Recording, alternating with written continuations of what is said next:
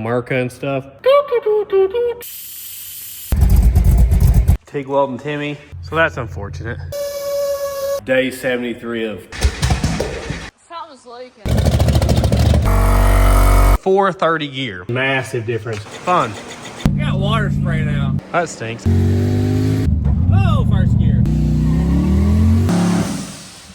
Yeah, that's an issue. Well, welcome back to the Sleeper Dude channel. When you last saw this car, we had done all of our piping for the headers and hot side, cold side, intercooler, all that. Mounted the wastegate pipes, but never finished it. Hadn't made the down pipes. Hadn't cut this out in here. Hadn't remounted the transmission cooler. I got a lot to do, guys, what I'm trying to tell you. I got to transfer over all the sensors and stuff from that intake to this one, which probably means drilling and tapping stuff. Need to put that transmission back in the car. That's a 4L80E because our converter is back from the converter restall. We're basically got a lot to do front to back on this thing. It's got a 454 big block in it. Stock crank, stock block, 10-to-1 compression, run on E85, twin GT45 turbos, multi-disc lockup converter, 8.8 rear end with 35 spline axles. It's got a 273 gear. I'm going to switch it to a 355 gear. We're just trying to make this thing go fast, right, Ralphie?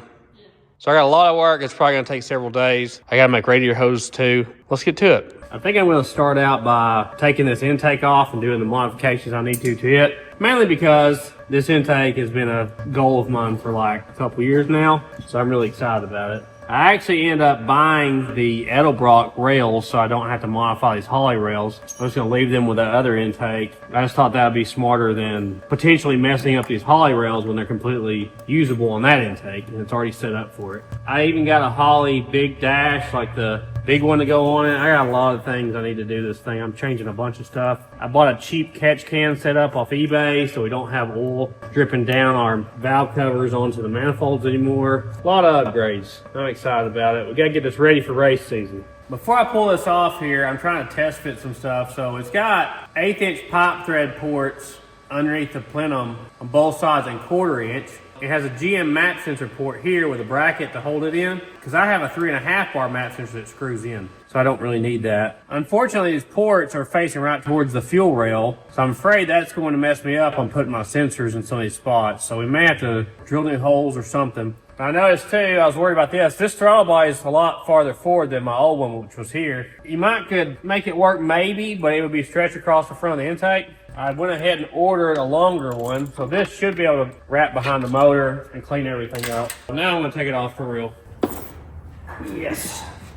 I always love the design of this, not to mention it's made in the USA, you know, Merca and stuff. It's basically the bottom half of a tunnel ram with a plenum on it. I really think it's going to pick up from running this style and get us more in the RPM range we want to be at. I did a little bit of measuring. You can see the issue with a single plane like this. This is a 4,500 flange single plane, which I think is maybe all you can even get for a single plane EFI intake. The length on this inside runner is shorter than this. If you measure from where the divide stops in there, this is only a 4-inch runner on this side. And that's on the long side of that runner. This side's even shorter. This is probably 3 inches. And these guys are all 6 inches. So we have a lot more runner length. The longer runner length, that lowers in the RPM band where you're going to make peak power. It should help us out because this is a hydraulic roller motor. It does have a big cam, but we need the intake to match the cam, and this should be a lot better than that was. Like if you had a big solid roller with more duration, stuff like that, that would be the go-to. Or if you had more cubic inches, like a 540, 572, something like that. But with a 454, that's probably too much intake for it. I knew that when I bought it, but that was $45 used at a swap meet. So I couldn't really pass it up. Here's the stuff I got to swap over. That's water temp. This is manifold air pressure. That's manifold air temperature. And this is like a vacuum port, which this thing has ports in it already, so I shouldn't have to do anything there. We got a bunch of plugs too. We may have to plug some water passages here and there. Just gonna final install everything and swap out the fuel rails. Are our injectors the correct height for this to go right down on there? Ah ha ha. Whoa. Lines right up. Don't even have to have brackets. I like that fuel rails. Yeah, I hope they're the same fittings. I think these are a -8. So that will bolt right up. I blew these out to make sure there wasn't any trash in them.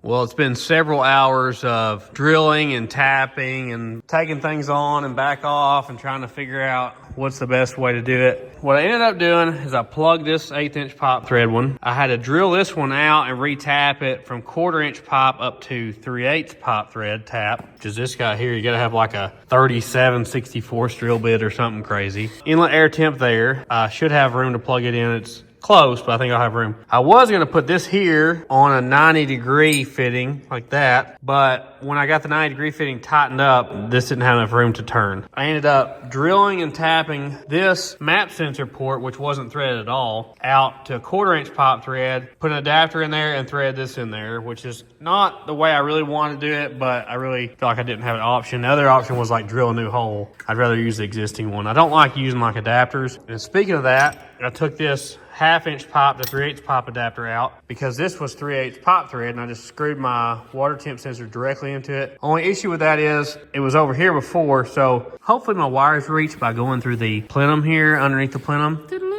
That's what I'm hoping for. Yeah. Plug that, RTV this directly to the intake. Usually they have an O-ring, but this is a no-name throttle body, so it didn't have a gasket or anything, so I just RTV'd it to it. This is the throttle bracket that comes with this intake here. That should work out good for us. I really like that it has that because the other intake didn't have anything. And I was able to transfer over my fittings and hoses. I really like how the fuel rails are. Yeah. I kind of expected them to be identical to the Holley ones, just drilled different, but this is a different billet. It's like ridged. The other one was smooth, so it's definitely made somewhere different than the Holley ones are. And that just made it so much cleaner. Didn't have to guess at the holes. It just bolts right up. We'll throw that thing on Facebook Marketplace probably and get our money back out of it. This thing swivels, so I set it as close as I could to the throttle body. If I came any farther over, we wouldn't be able to get a coupler on it. Lock that thing down. We don't run a thermostat in this thing. I did originally, but I took it out and it seemed to help by about 5 or 10 degrees. With your radiator hose and this. I know, I'm a little worried. Yeah, I'm a little worried. I think this intake looks 10 out of 10. I mean, I love it. Yeah, it looks great. I really like it. I wish it was about an inch or two shorter so I could get under the stock hood, but it is what it is. You can definitely tell the difference between these off-brand castings and like a name brand casting like this. That's going to be it for tonight. I guess I'll see you tomorrow if I got time. Next day, I'm going to try to clean up these cylinder heads. I gooped them up with RTV with the last intake swap because we had so much trouble with that junk intake not sealing up. So I got to clean all that mess off. Luckily, it's a brand new cylinder head, so it shouldn't be too bad. And we're going to throw this new intake on there.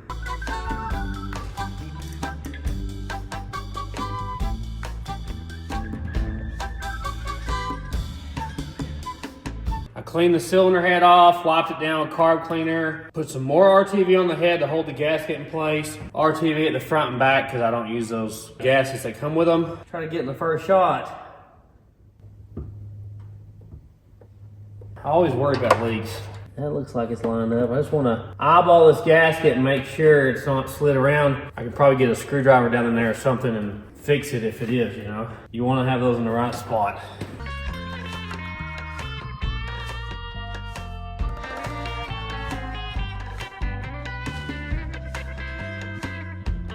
Got it all torqued down there. Will our wires reach our sensors? That's a good question. I didn't test any of this, of course. I want to keep it routed as cleanly as I can.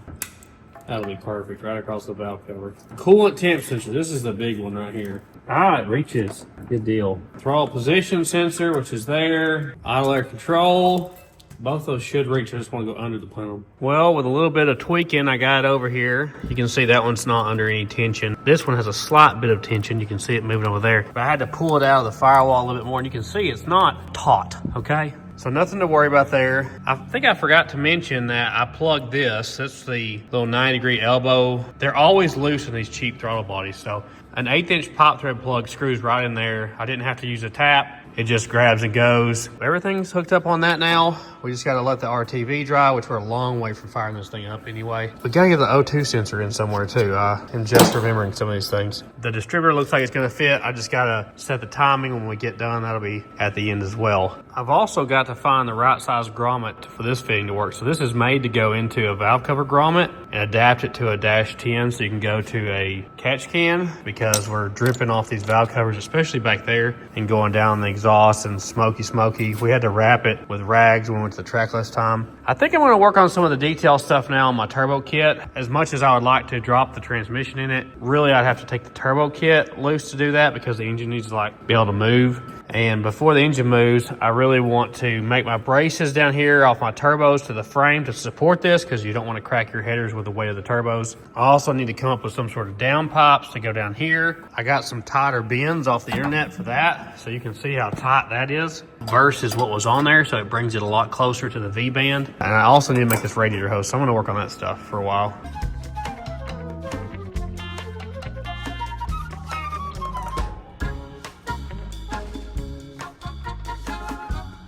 Well, it's been hours and hours tying up loose ends. I did not have a radiator hose that was the right thing for this, so I'm gonna have to buy that. One really nice thing was the drain back hose that used to be on this side actually worked perfect for this side. You can see it right there. Didn't have any more dash 10 ends, so I cut the hose, the little short one that used to be on this side, used the ends, and I did have a piece of hose and I put that in there. So this one drains back in the side of the oil pan. This one drains back to where the fuel pump was. So I got my return lines done. This side oil feed line would be fine, but I kind of wish the end on this end was straight, because with the 90 one, it kind of puts it up towards the headers. And I'm out of this hose to make a new one over there. So I think I'm just gonna get a straight fitting and redo that while I'm at it. Went ahead and tightened everything up with the turbo bolts. I took this one out right here. That's right above the frame rail, and that's where I'm going to bolt my little brace. It's not gonna be anything fancy, just a really thick metal strap that's gonna go down like a 1-inch wide strap to the frame rail. I'll probably weld it there. It'll bolt to here if I can find a longer bolt. I went back and tightened up my radiator hose because sometimes you forget stuff like that and the hose blows off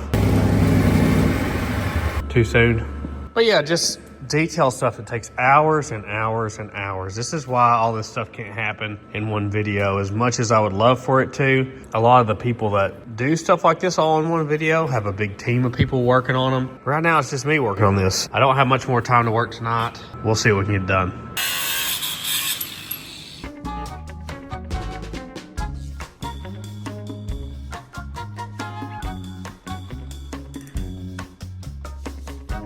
So here's you a shot of the braces I made. This one's about 3.5 inches tall. This one over here is like 5.5 inches tall, and it bolts through. You can tell it's super thick. I found a bolt that was like a 1/2 inch longer, so that worked out. I got my 4-inch 90s on there, and my new V-band flanges. I just got new ones instead of cutting them off the old ones. I figured I could use them for something else. I did do a little bending on that flange there because that's just a lip and it lays out at an angle, so I beat it in. Based on my measurements, I should be able to add about 13 inches to that on each side to go down as low as where the oil pan is, straight down. My oxygen sensor is just too close to the end of the pipe with what I had before. You can see how short my downpipe was before. Never been much on exhaust, guys. I just keep it short. So I'm gonna add that, and then at the end, when we get all well together, I'll drill a hole here and put my O2 sensor up as high as I can away from the end of the pipe. And that should help me on tuning with like low RPM stuff and idle stuff. But that's gonna be it for tonight. I don't like to weld late at night. We wanna keep our shop, you know? We'll get back at this tomorrow. Next morning, let's get back after it.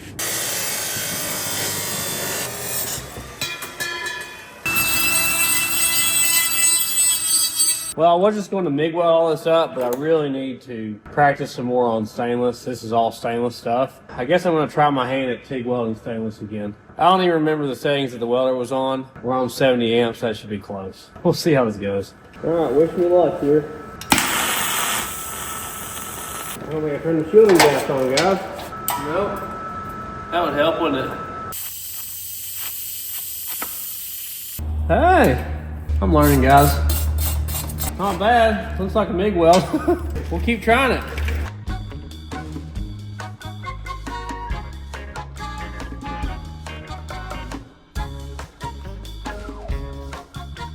Well, I'm not super happy with how they turned out, but I got them welded. You can see this is some of the better welds I did with it. It's all right, but it's not great.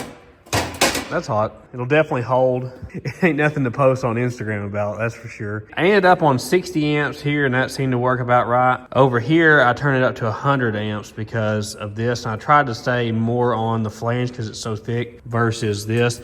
This is like 50 thousandths thick. I don't know, I didn't even measure that, it's really thick. Let's go ahead and try them on and see how they fit. Yeah, I'm basically working on this in the time I'm normally editing, guys, which is highly unusual for me. It's basically because we haven't been filming enough lately because we had a lot of other things going on. I really need to get this thing off lift. I don't want to just pull this thing off the lift without it being done. Oh, it looks like my measurements were pretty close. I didn't want it to be any lower than the oil pan, just above that, because I don't want it to bottom out, obviously. Dual 4-inch, coming straight down, bouncing off the pavement. It may sound funny, bouncing like that. We'll see. It's definitely going to limit my turning radius from what it was. I think we'll still have enough, but I really didn't know where else to go with it. Really, going up is the only option that wouldn't limit your turning radius a little bit. Being a primarily drag car, shouldn't matter too much about turning really tight. We'll see. If I hate it when we get out on the road, we may have to do something different, but I'm just not sure what that would be right now. Because even if you went over behind the casing here and down through the back, it's still going to be in the same basic spot that is. You know, it's going to limit it the other direction. You don't want to mount your oxygen sensor at the bottom because condensation can settle on it and rust it and stuff like that. Oh, this is the drill that's messed up in low gear. I can't complain though. This is from 2013. It's 12 years old. I used it every day in the body shop. All day, every day. I don't remember how I burned up first gear, but I did, but it's still going in second gear. Is that good enough for that to go through? Oh yeah. Let me see if I can weld this in place. Ralphie's gonna tell me what my welds look like when he gets home, I'm sure. So it's about a 30-minute drive to the closest place that sells push lock hose and fittings and stuff. So I'm gonna go ahead and drive to go do that. I feel like if I go to town during the day, it just kills the whole day by the time we get home. I need to go by the parts store as well and try to get a radiator hose to work. See if we can find everything we need. Hopefully one of these will fit. Just gotta find the right one.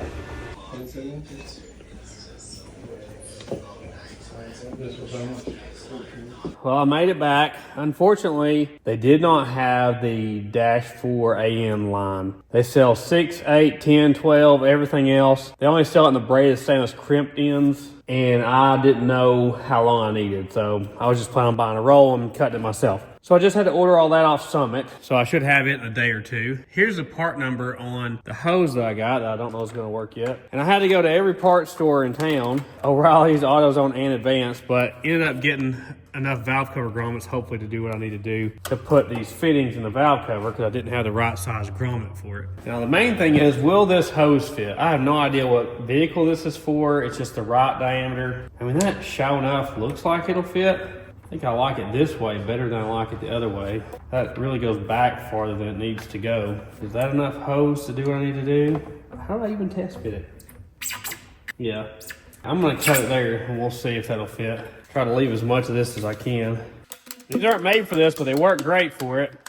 It's made for cutting like PVC pipe for house stuff. I thought that was gonna be tight, and it is. I like it a lot better because before we had a reducer in here. This and this are the same size on this setup. I love how that looks versus what we had in there. I don't like to reduce stuff down if I don't have to. All right, let's see if our grommets fit for a valve cover. You gotta love when something's been retaped up and returned. It doesn't look like it's messed up, and it was the only one they had. There you go. So now we can hook up a -10 fitting straight to that and run a hose to wherever we want it. We just gotta figure out where we have room for a catch can. That's the biggest problem. A lot of these big race cars, they put the catch can behind the rear axle, and that way if they blow their motor, everything that pukes out of the crankcase, you know, when you're ventilating your motor, theoretically goes down that big tube and into the back of the car so you don't drive over the oil. So that's why it's important to have an engine diaper or a belly pan under the engine and a catch can behind the car. I believe right now I'm gonna pull the whole turbo kit apart so I can finish weld these, drill that out, put our flanges on there. Then we can swap the transmission out because we can move the engine easier. Let's bust this thing apart.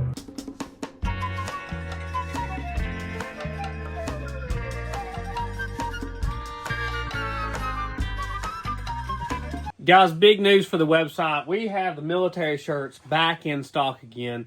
I know it's been a while, but we have them right now in all sizes. We also have our diner shirt back in stock in all sizes and a brand new one that I designed myself, hand drew it out. We have a neon sign shirt. It's like a 50s era motel sign. Stop now, Sleeper Dude, used cars. We buy junk, out of sight warranty. Okay, that's a guarantee, guys. So go check it out at thesleeperdude.com. That is the only place to get our official merchandise. Don't be fooled by the scammers, guys. They're not based in this country and they're ripping people off. Thesleeperdude.com is the only place to get it. You get discounts on shipping. The more items you buy, we try to treat you right on the price of our shirts. These are only $20 for a brand new shirt, guys. Check out our second channel, Sleeper Dude 2, third channel, Sleeper Dude Arm, Squeezy channel at Squeezy Arts, and Instagram, Facebook, and TikTok at Sleeper Dude 88. Thanks for your support. Just like that, it's all torn apart. You can see here what everything looks like. If you're wondering, dropped a couple bolts and nuts down the frame rail there. That's good. Here's all my plumbing and turbos. So I guess now I'm going to go ahead and weld the wastegate pipes on there. Everything else is already finished welded. There's my new down pipes. The only reason why I took all the piping off is I wanted to make sure there wasn't nothing dirty inside there, because we were kind of throwing it together when we did that. I wasn't really putting it together in order to run it right then. So I want to make sure everything's cleaned out and deburred, especially where we welded on this, or Uncle Rodney welded on this, I should say. But it's time to go pick up Ralphie. I'm going to get him and we're going to weld this stainless. Might as well pick him up in style, right?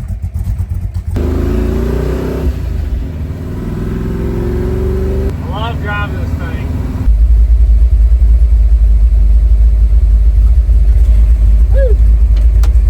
Approved? Yeah. All right, we got the man, the myth, the legend here now. TIG welding Timmy. Timmy. He's gonna show me the ropes on welding this stainless. You think it's good on amperage there? It's 60. Yeah. Got it tacked in several places. We're just gonna do a bunch of welding. It's got a little bit of a gap on the other side. We're gonna change back and forth here and try to get some more TIG welding under our belt. Woohoo!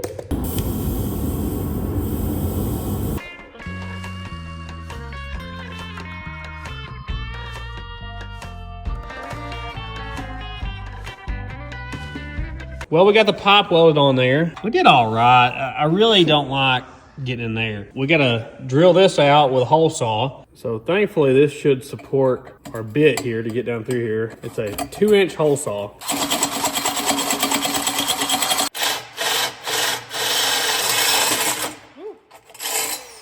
Been trying to go slow and keep this cool. I had to switch to a corded drill. It was a real pain. I really wish what I would have done, cut it out with a plasma cutter and then weld this on. This did not drill through nearly as easy as that aluminum did on the charge pipe. So yeah, I would not recommend doing it the way I just did it. Now I gotta do another one. Well, I got through just the top of it, dulled all the teeth on that and this one, and broke all the teeth off this one. So that's unfortunate. So it looks like I'm gonna have to go tomorrow and get another brand new 2-inch hole saw or two to get through that. I definitely should have done this differently. Lesson learned there. I'll move on to something I can do. I'm gonna cut out this radiator support a little bit more to give the room for the turbo to breathe.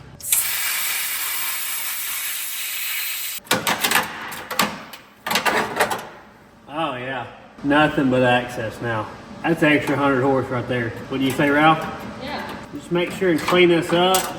We don't have any metal shards that are gonna fall into the turbo. Let's do the other side.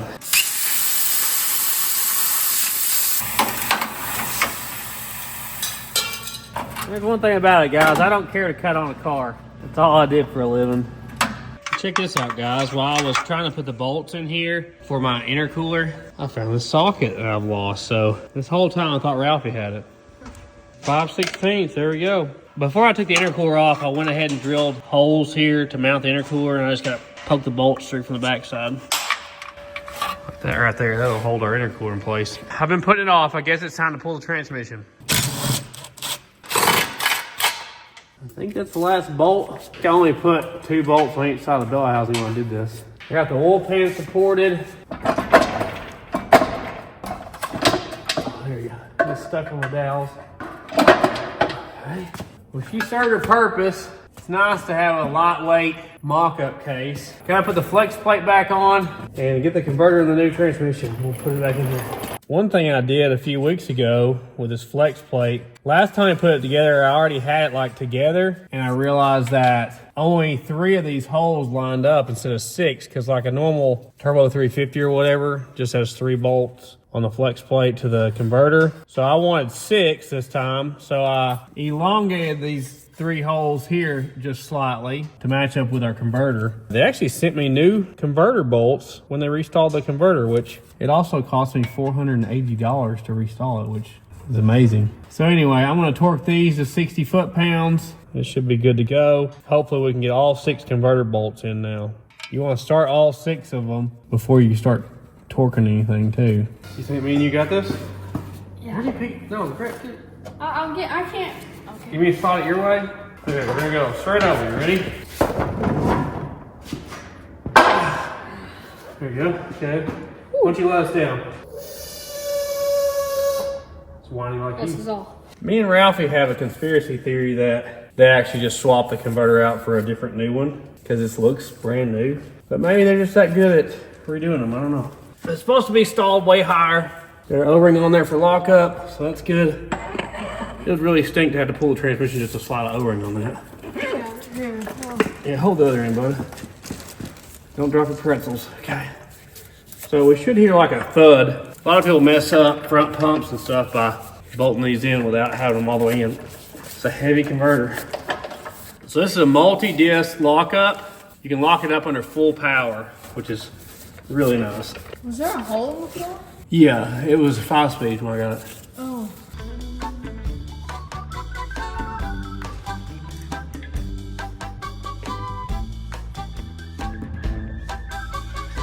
Well, I never really felt the solid clunk, but it's measuring out correct. It's 1.07 inches. It's supposed to be around 1.03. It was at 3/4 of an inch, so we knew we weren't in all the way, and I had to take it out, put it back. So I think we're in there now where we need to be. But this is gonna be a job for tomorrow, guys, because it's, according to that clock, it's 9 o'clock at night. Chew.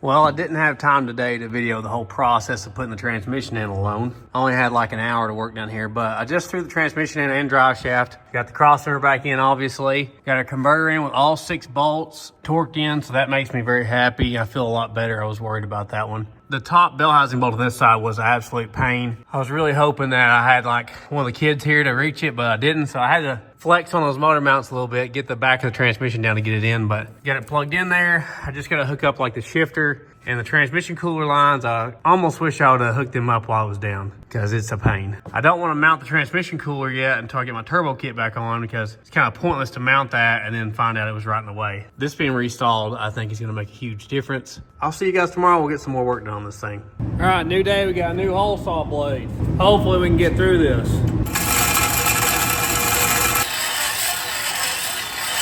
This thing is kicking my butt, guys. I guess it's been a couple hours now. I burned up all 3 of the hole saws I bought. It's some tough stainless. Really wish I would have done this a different way. Finally, I had to end up changing tools. Okay, just a little deburring. Man, I was hoping to get a lot more done today. All right, I'm back at like day 73 of trying to get this thing off the lift. I don't know, it may have been a week since I worked on it. I don't even remember where we were, but I think I was about to weld these on. I cut these off of the old headers I made. I'm gonna weld them on here. We'll see if I can stainless weld today. I think that worked. Ooh, that got hot. Whew.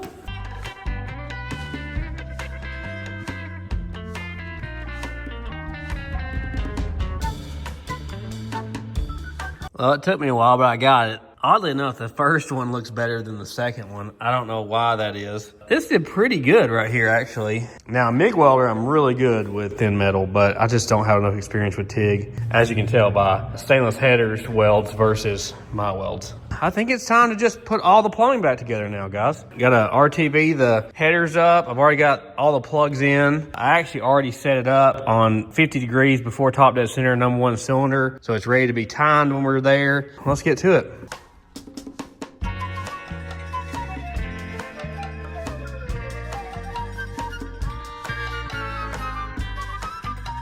Guys, it has literally been months and months and months. I get to work on it for a few hours one day, maybe once a month or something. There's just no free time to do this stuff, guys. Intercooler's mounted. All the piping has been cleaned out. All the clamps are tight. All the headers are on and sealed up. I header wrapped both the headers and my wiring harness and stuff. Got all my vacuum and boost lines hooked up. I moved the transmission cooler from the front of the car to underneath the car. It is right under there now with a fan. It's wired back up. Now, I still got the bigger digital dash to put in. I've still got to change the gear ratio, which I've changed my mind on what gear I was going to use. We're going way more aggressive with that. Fluid in the transmission. I got oil in the engine. I've still got to wire in the trans brake, and I want to wire in some electronic boost control, which I've never done in my life. And I want to do a catch can. That's why these fittings are in the valve cover. But None of that stuff has stopped me from starting it. So I just set the timing, figured out that my plug wires I was using, which are 9-degree plug wires, wouldn't work. So I crimped up some 45-degree ones I had for the Super Coupe project and got them on there. We're going to try to start it, right, Ralph? Yeah. I'm terrible at crimping plug wires. I've never been successful at that. So they may not even be firing, honestly. All right, let's try it. Here goes nothing.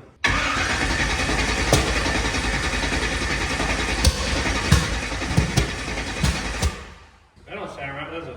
Not at all.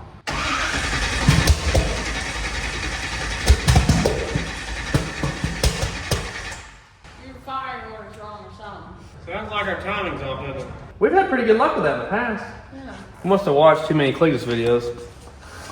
All right, let me sort this out. So I've got the crank back around to top dead center compression, and I rolled it back to 50 degrees before top dead center #1 compression stroke.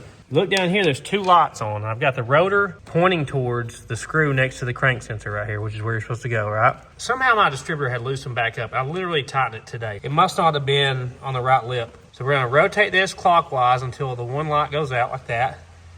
Rotate it back to right there and lock it down.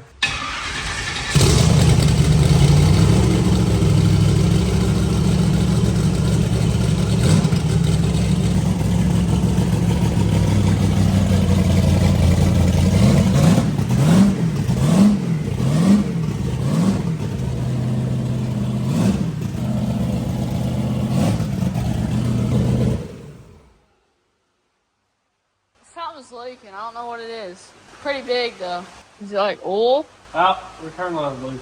That's oil, yeah. Okay. At least it runs though, right? Yeah. There's always gonna be that one line you forgot. It is pouring the rain today, guys. That's the only way I'm able to get out here and do this. Maybe it won't leak now.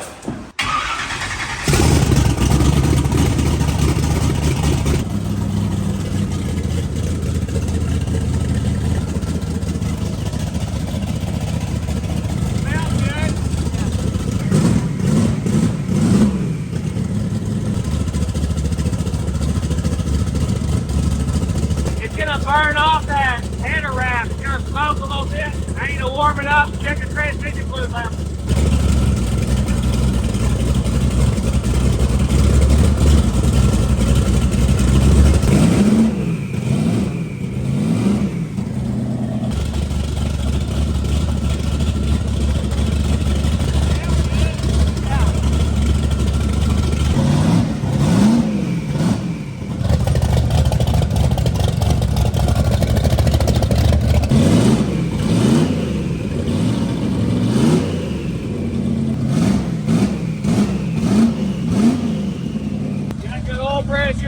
Good volts, good fuel pressure, coolant staying at 160. What was that? I don't know. I gotta find my adapter to put transmission fluid in. It was showing low on the dipstick, so I need to put a couple quarts in it. Got that deeper pan now. I'll put a deeper pan on it, so it needs a little bit more. Probably gonna take quite a bit. I'm just glad it runs, man.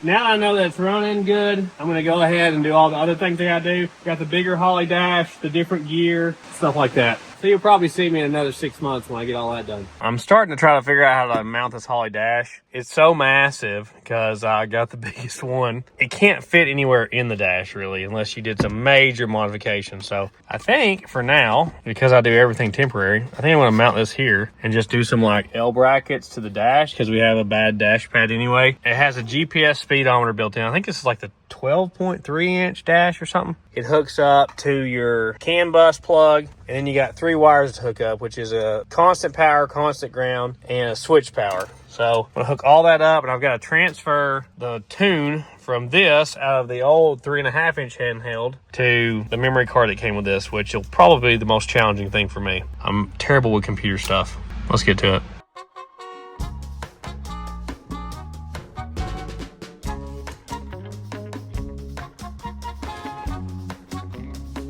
Next day, I got it wired in, got my tune moved over to this memory stick thing, even though I don't know if I need to do that or not. Check this out. Boom. How cool is that, huh?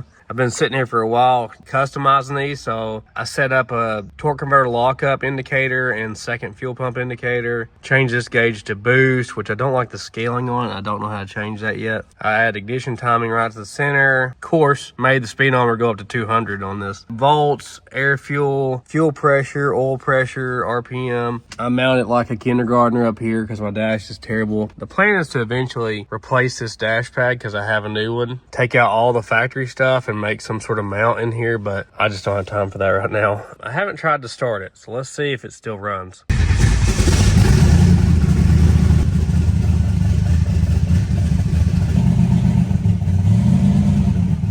Now we gotta get out of the building before this will work.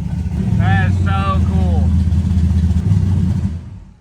Well, I'm super excited about that. I've always wanted one of these big Holly dashes where I could have more gauges and customize it more and everything and actually see it better. This is a big goal for me right here.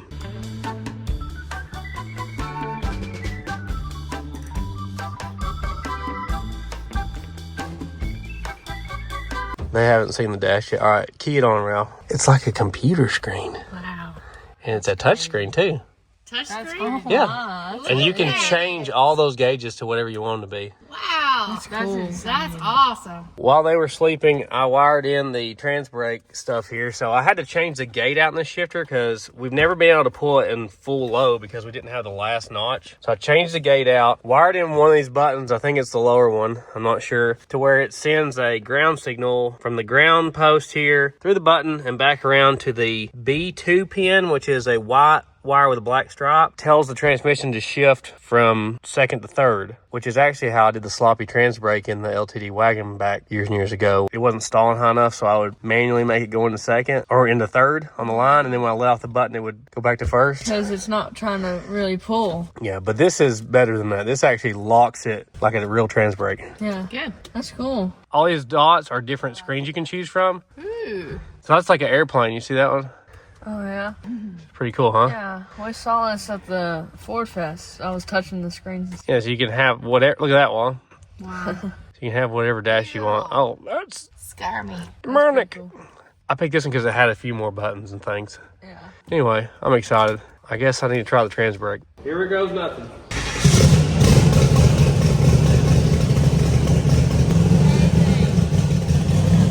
I've got to go all the way down in the first gear.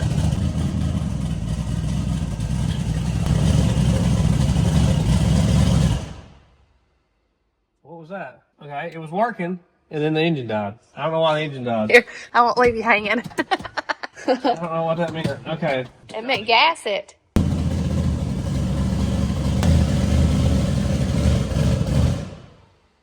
That's weird. I must have wired something up wrong. Like it wasn't holding and then it grabs, and when it grabs, the engine dies. It's probably some safety or something somewhere you don't know you have. Maybe the converter's locking up. Maybe that's what's going on. I didn't see it come on.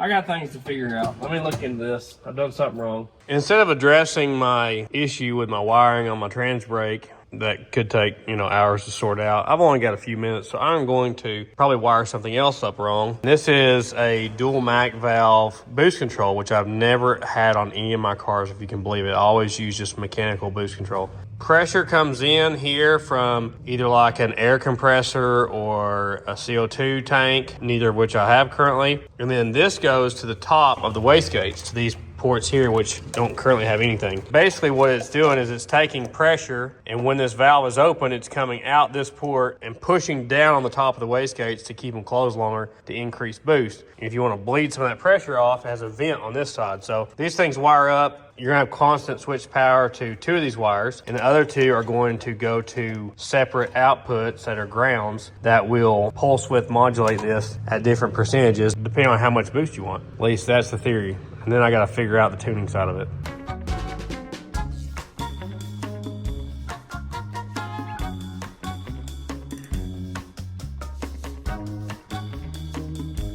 That little few seconds of time lapse there was weeks and weeks and weeks, guys. I got this wired in. I'll give you a diagram here. This is coming from our pressure source, which I'll show you in just a second. If this Mac valve opens, it sends pressure to the top of the wastegates. It's teed in here to the top of the gates. If this Mac valve opens, it bleeds pressure off. This is a filtered vent. So this will lower boost, this will raise it. So this will allow us to have like a scramble button if we hook that up. So I can raise the boost electronically or have a boost ramp where I take off on low boost and ramp it up to high boost. So let me show you my pressure source. I didn't go with a CO2 tank like a lot of race cars have because this ain't no race car, right? We're doing street car things. Right, Ralphie? Yeah. So I bought the cheapest air horn air compressor I could find that's 12 volt. And it has a built-in pressure switch. I wish I could lower it because, I mean, although it's probably lower than what a lot of CO2 systems are, I'd really like to start off on a low pressure setting, but I think it stops at 90 PSI. So I got this hose here. A lot of guys hard line them with like that hard plastic line. That's probably the right thing to use, but I bought this hose at a school auction and it was 20 bucks for like 100 feet of it. And it's good for 150 PSI. So that's what I plumbed it all with. This guy here is hooked up to a toggle switch on the dash, and that pressure switch there cuts it off at a preset pressure. I want to look into like an adjustable one of those or a lower pressure one because I'd like to eventually get this car to where we can run like 20 pounds of boost would be nice, as long as it's, you know, picking up power as we do it. We don't want it to be like it was on a dyno where we return the boost up with those junky exhaust manifolds I made, not making any more power. There's no point in making more boost just to not making more power. It's just hard on the engine. So I'm hoping that this thing makes leaps and bounds as we up the boost, because in theory it's got enough turbos to go to like at least 20 pounds of boost. You know, you should be able to make a lot of power with this motor if everything's right. I have yet to set it up in the computer. We're getting really close though to being ready to actually test it out. I haven't done the catch can and I haven't done the gear. That's the only thing left, which we can drive it without the catch can. We've drove it the whole time without a catch can, but I would like to go ahead and swap the gear while it's on the lift. That takes a minute. It's a pretty noisy compressor. I'm checking to see real quick if this line blows up or not at 90 PSI. I just got regular like hose clamps on it, which these lines have no pressure on them until the MAC valve opens. I need to put clamps on them. I was out of clamps. Ralphie's over here organizing all my wiring connectors for me. Yeah, Ralphie says we should move the gauge to the dash, which is probably correct, or put a pressure transducer there and have it on the Holley digital dash. It takes a minute to build pressure. Hey, it worked. Didn't blow up. I don't hear a leak. I think my plan is currently working. Good deal. Start swapping that gear. So we're going from a 273 gear to a 430 gear. Crazy. Should make a huge difference. Should be a perfect gear for the 8th mile for us. That's what the math says. It's actually been a few days, of course, and I have bearings and seals here and a crush sleeve and all that if we need it. Without further ado, let's get to it. Ralphie doesn't remember the last time I did one of these, so he's gonna be learning. The place that nailed this rear end really did a poor job, and there was nothing holding my axles in but my brake calipers before I changed over to all the new brake setup. So we've never been in here. We'll see what they did in here. It was 7 months and $900 to narrow this rear end. Probably should have had them put a lower gear in than what I did. We just kept the stock one. Hey, all the bolts are out. Ooh. Oh, that's definitely glued on. Oh my gosh. It wasn't coming off today. No. This is like aluminum, so I don't want to bend it all up.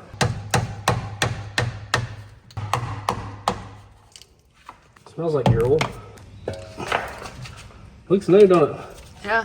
I think this is gonna make a massive difference in this car. Oh, that looks brand new. Yeah. See how big around that pinion is? Oh yeah, huge. I was just telling him if it's got a highway gear, it'll have a really big pinion and the ring gear will be narrow. On a 430 gear like we got, the pinion's really small and this is thicker. That's a real easy way to tell a little bit about the gear ratio just by looking at it. But yeah, full spool. This is the stock gear that came in this rear end, so they did put the spool in there.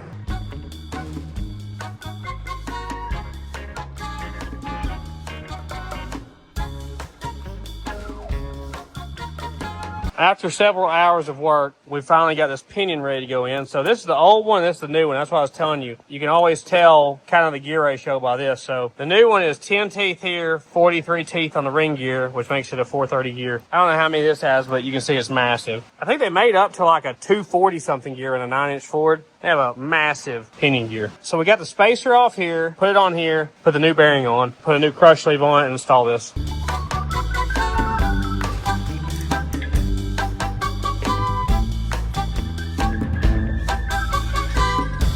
Well, they had the bearings too tight, so me and Ralph are having to cut down the shims. Fun. And just like that, we got it all back together except for putting the gear oil in it. We used RTV just like they had before. I'm never happy about this axle over here. I think the housing's bent on that side because that axle does not want to go in. It's a pain to take out and a pain to put back. And it was leaking. So I put some RTV around the O-ring seal. We'll see if that helps. Only real thing I had left on my list to do, aside from the software side of the boost control, is catch cam, but I'm definitely going to drive this before I finish the catch cam. I don't even know where I'm going to mount the catch cam. I just can't find anywhere to mount it. Ralphie says it took us 4 hours to do the gear swap. Not a fan of 8.8 gear swap. 9-inch Ford I'm really used to. We had to end up cutting, how many thousandths do you think we cut off that? Maybe 10 thousandths or something? Yeah, something like that. We didn't measure it, guys. But we got it to where it's still tight to get in there, but it's not, like, I don't know how they got it in there before. We could not even get in there. Those cast shims were just too thick. Must have been when they went to that strange spool, a few thousandths wider, and it just wouldn't fit. So next thing you see is us test driving it after it dries and the rain stops. Next day, found out we didn't have enough gear oil, had to go to town. So with this gear, you don't want to just back it up 10 feet and put it on the trans brake and launch it. So you're supposed to drive it like, I don't know, some miles. So 10. We might even drive it to the gas station, guys. We'll see how it goes. Because I don't know how much ethanol is in it. It has been 5 months since I drove it.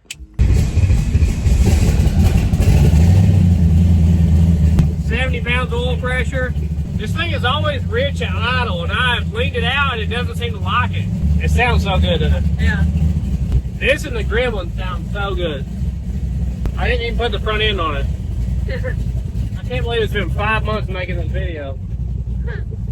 Smells good. Yeah, it does. Oh. Our wipers, man, they're just toast. I should have bought some. Yeah. My steering radius is kind of limited with my exhaust. So, oh, there we go. We are in third gear, so definitely feel a difference in the gear. Unfortunately, my computer crashed, my laptop computer, so I have no way to tune it, and it still thinks that it has a 273 gear. It's probably not going to shift at the right times for that reason, but we ought to be able to get this gear war in either way. Yeah. I think it's slightly quieter with exhaust all the way down. Yeah. So we got about a 10-mile drive to the gas station. That's overdrive, isn't it? Yeah. Says we're going 57. That's kind of right. We're at 2,100 RPM and we're going 51. It's not terrible on these back roads. That's third.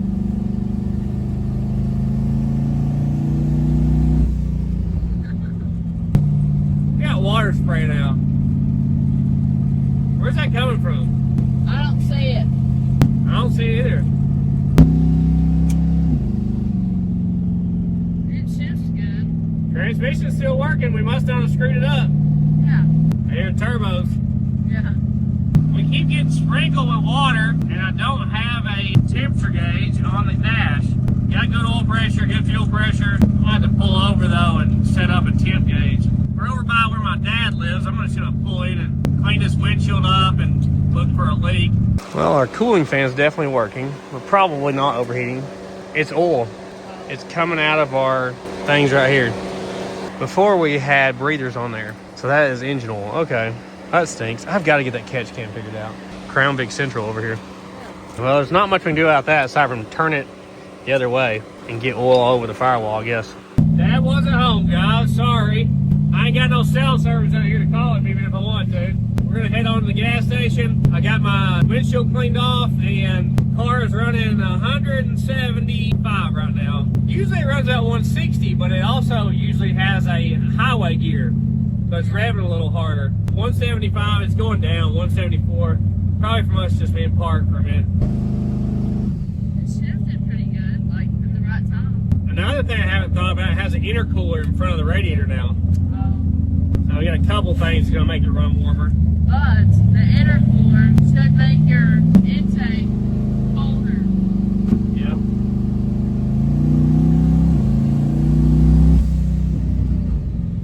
Just a taste. The second fuel pump kicked on. Oh, good. Definitely a drag car. It doesn't like the curves too much. Yeah. We're gonna have to get like a launch, but I gotta wear this gear in first.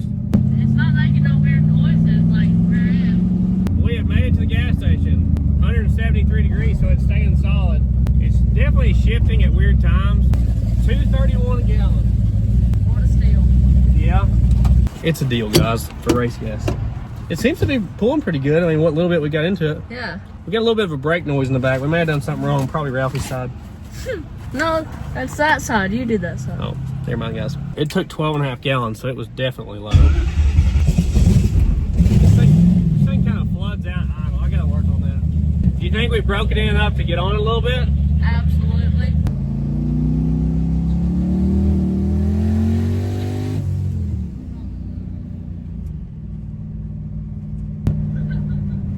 Seatbelt got me. That was fast. Felt okay. I have no idea what the boost was. It's crazy how quick you're in overdrive.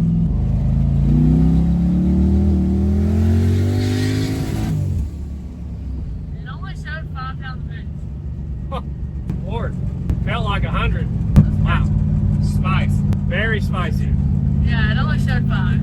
This poor motor, we have beat on it so much. It made so many dyno pulls. I mean, at 5 pounds of boost, it should be making. We can't even talk about that. We can't even talk about what it If should it makes make. like 500 on motor.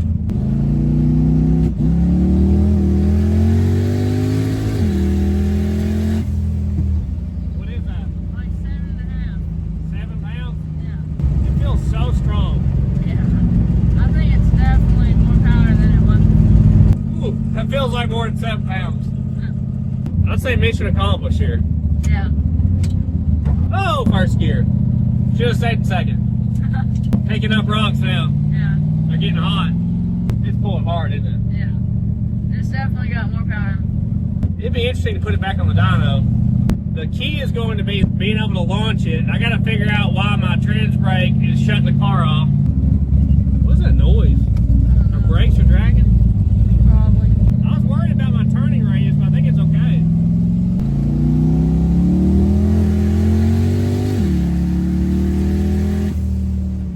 It was like 28 degrees in timing and it hit like 8.5 pounds of boost. It's hooking up good. It's not spinning. Yeah. I was worried about it spinning with that low of a gear.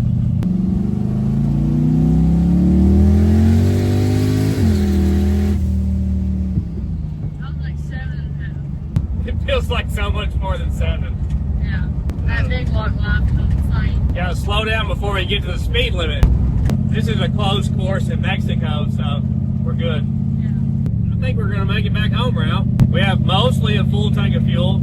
I'm sure she burns a lot of fuel at wide open throttle on the ethanol. Yeah. If you don't know, ethanol uses like 30-40% more fuel, but it's cheaper. You hear that groaning? You probably can. I got it. It sounds like we have a brake caliper rubbing the rotor a little bit. We're gonna have to get it up on the lift again and look at it. Guys, I think she's almost track ready again. Yeah. We need to look at our trans brake thing. So we gotta have it manual low. Hey, there's a trans brake.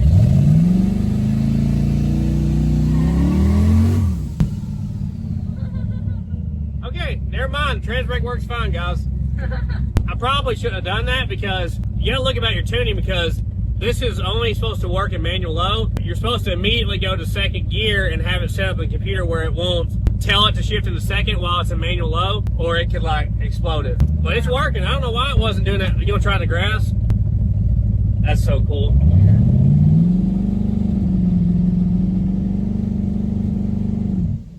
We hit 2,900. What was the boost level? Oh, I don't know. So we're on grass right now, guys. You watch the RPM.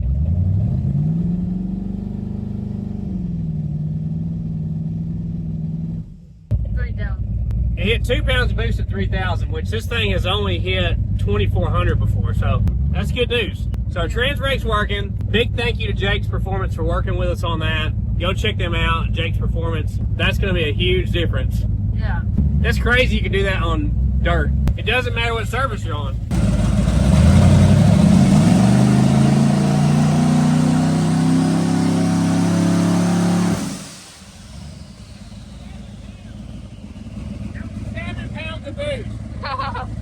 That's awesome. We're good on transmission fluid. I hear a vacuum leak.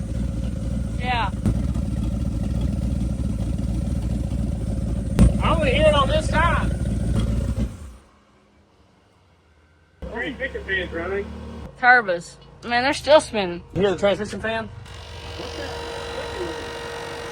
You don't need no ball bearings in them turbos. They're still spinning. Yeah.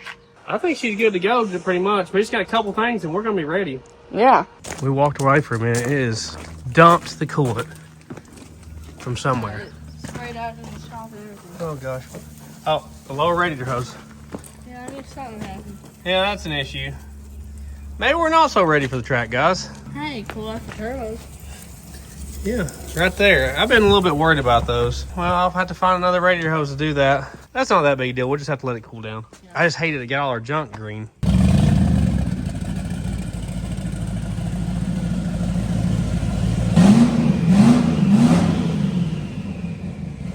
Guys, thanks for watching Sleeper Dude 2 channel. You'll see more videos of this. I just got some things to iron out.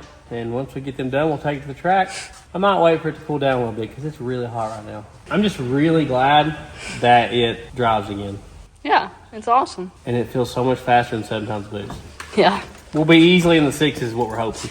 As long as it launches good and shifts good, I don't know why we wouldn't be. We'll see when we take it to the track. Thanks for watching. Check out our merch, sleeperdude.com, main channel Sleeper Dude. Love you, bye.